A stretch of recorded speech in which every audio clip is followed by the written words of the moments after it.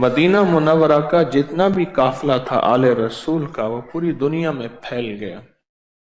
بخارا میں بھی تو وہی آئے تھے، سمرقند میں حضرت قسم بن عباس ان کے مزار پہ چند بار جانے کا موقع ملا۔ یہ وہ تھے حضرت عباس کے بیٹے جو آخری فرد ہیں جو حضور کی لحد مبارک میں سے باہر نکلے۔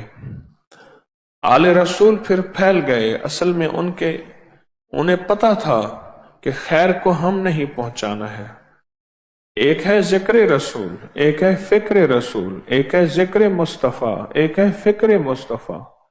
ذکر مصطفیٰ درود پاک، تسبیح، عبادات جو آپ نے اعمال بتائے، یہ سارے اذکار یہ ذکر مصطفیٰ ہیں۔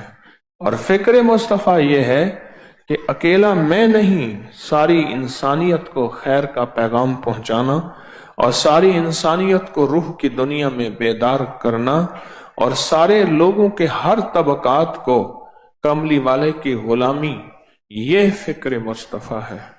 جتنے بھی اولیاء صالحین آپ کو ملیں گے، کسی کا گھر کہاں لیکن آستانہ کہاں، جائے مہد کہاں جائے لحد کہاں۔ مہد کہتے ہیں ماں کی گود اور لحد کہتے ہیں قبر کی گود۔